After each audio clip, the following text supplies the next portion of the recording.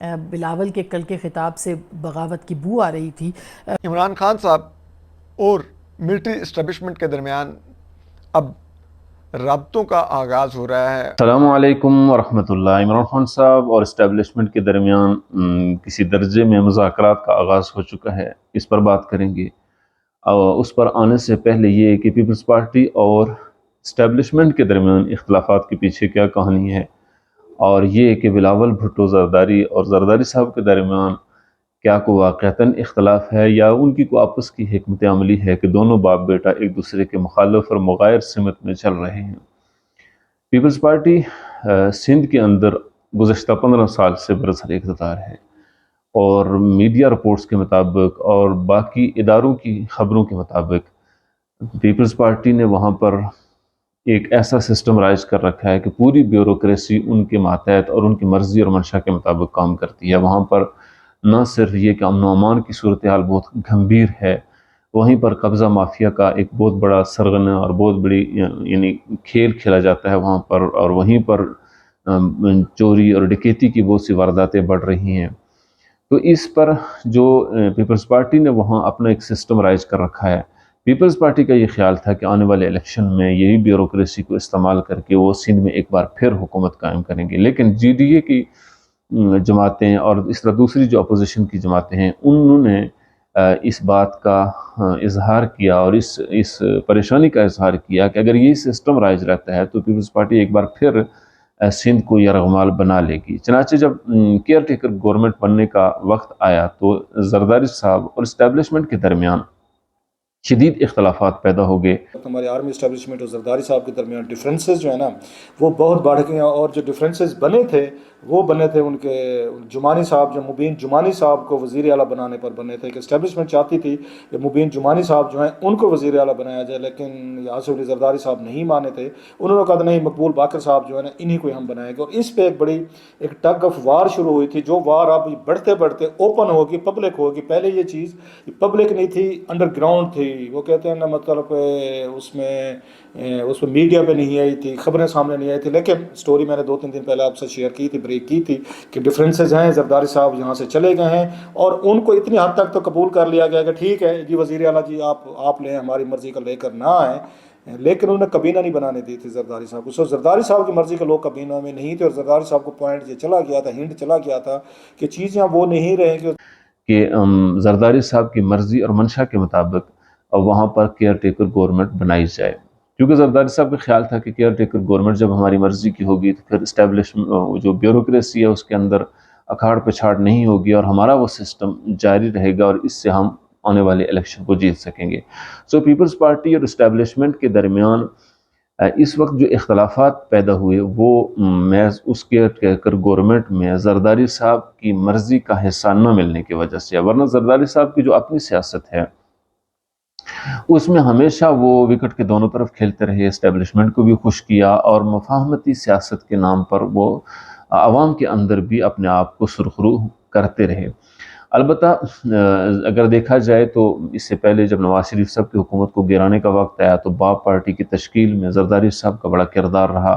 اس کے علاوہ عمران خان صاحب کے دور حکومت میں انہوں نے سینٹ میں یوسف رضا گیلانی کو جتوایا، تو یہ چیزیں اس بات کی عکاسی کرتی ہیں کہ وہ ہمیشہ سے اسٹیبلشمنٹ کے ساتھ مل کر سیاست کرتے رہے ہیں، لیکن اب کی بار جب اسٹیبلشمنٹ نے ان کی باتیں ماننے سے انکار کیا تو اس سے ان کے درمیان اختلافات پیدا ہو گئے۔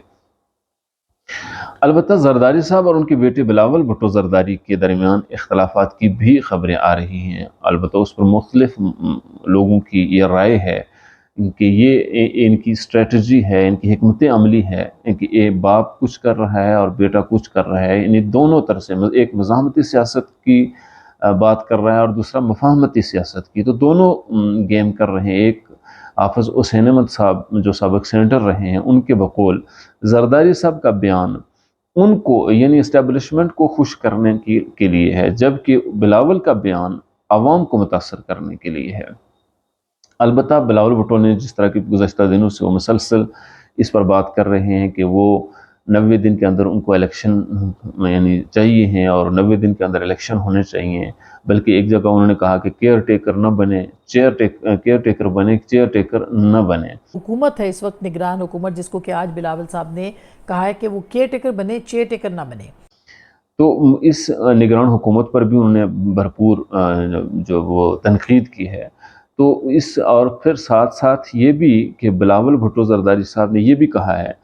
کہ جو خاندان کے مسائل ہیں اور معاملات ہیں وہ ظاہر والد صاحب کی ہی رائے کے مطابق ان کو لے کر چلیں گے، لیکن پارٹی کے جو معاملات ہیں وہ CEC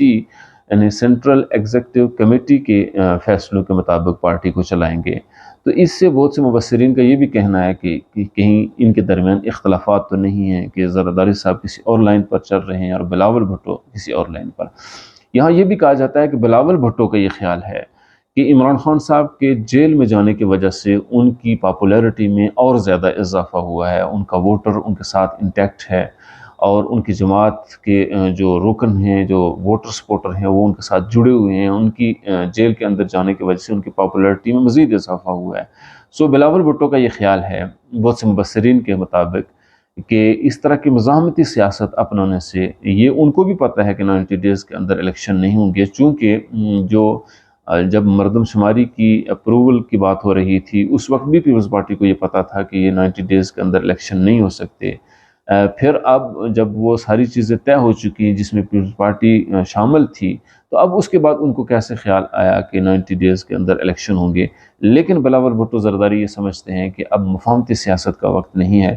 اگر ہم مزاحمتی سیاست کریں گے اس سے ہو سکتا ہے کہ ان کو جیل میں جانا پڑے، اور جیل میں جانے سے ہی ان کی پاپولیرٹی میں اضافہ ہوگا اور سندھ کے اندر موجود لوگوں میں جو ان کی ہمدردیاں ہیں ان میں اضافہ ہوگا۔ سو اس لیے انہوں نے والد صاحب کی رائے کے بالکل برخلاف انہوں نے اپنی رائے کا اظہار کیا ہے اور اسٹیبلشمنٹ پر تنقید اور کیئر ٹیکر گورنمنٹ پر تنقید کر کے 90 ڈیز میں الیکشن حاصل کرنے کی بات کی ہے۔ اور آج بھی انہوں نے کہا ہے کہ جو بھی گھر کی بات ہے وہ اپنے والد محترم کے ماننے کے پابند ہیں ان کی بات، لیکن باہر جو سیاست ہوگی وہ CEC کے اپنی پارٹی کی جماعت سینٹرل ایگزیکٹو کے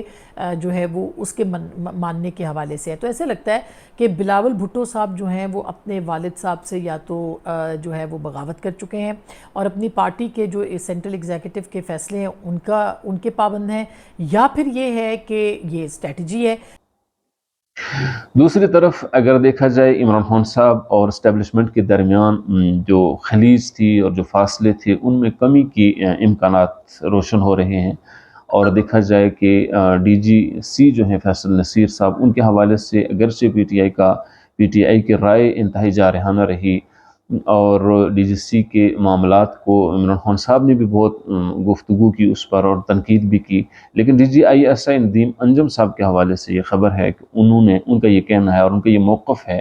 کہ ملک کی معیشت کو بہتر کرنے کے لیے لازم ہے کہ ملک کے اندر سیاسی استحکام پیدا کیا جائے، اور سیاسی استحکام اسی صورت میں آ سکتا ہے کہ جب ساری جماعتوں کو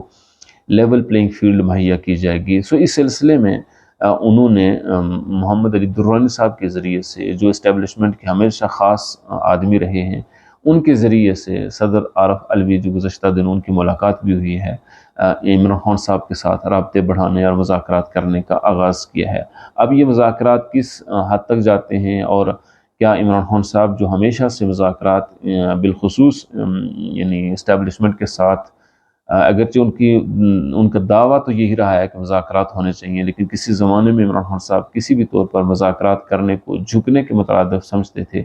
کیا وہ مذاکرات کریں گے یا مذاکرات میں کس حد تک یہ آگے جاتے ہیں، یہ آنے والے وقتوں میں ہی پتہ چل سکے گا۔ DGI ہیں یعنی DGI لیفٹیننٹ ندیم احمد انجم، وہ ایک مذاکرات کا بھی آپشن سمجھتے ہیں کہ کھلا ہے۔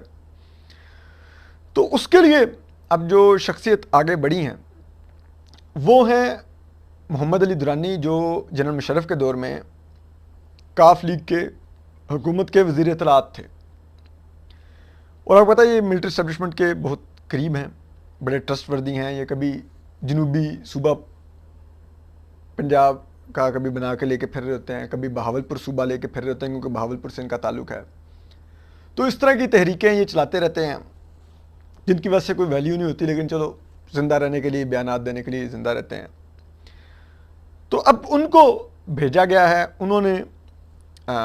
گزشتہ روز ایوان صدر میں صدر عارف علوی سے تقریباً 45 منٹ ملاقات کی ہے، اور اس 45 منٹ کی ملاقات میں کافی کچھ ڈسکس ہوا ہے، اور ذرائع یہ کہتے ہیں کہ ان کو D G I S I lieutenant Nadeem Ahmed Anjum کا اعتماد حاصل تھا، جس بنا پر انہوں نے یہ ملاقات کی ہے، اور وہاں پر پی ٹی آئی کو کس حد تک لیوریج ملنی چاہیے، عمران خان صاحب کا کیا فیوچر ہونا چاہیے، اس طرح کے معاملات ڈسکس ہوئے، اور اس کے بعد وہ یہ پیغامات لے کر اب گئے ہیں۔ انہوں نے صدر عارف علوی کو جو کنونس کرنے کی کوشش کی ہے وہ یہ ہے کہ ہمیں سیاسی درجہ حرارت کو نیچے لانا ہے، اور کوئی ایسی صورتحال نکالنی ہے کہ تمام پارٹیز کو ایک حد تک لیول پلینگ فیلڈ ملے، اور پی ٹی آئی ایک جماعت کی صورت میں اپنی شناخت کے ساتھ الیکشن میں اترنے کی پوزیشن میں ہو۔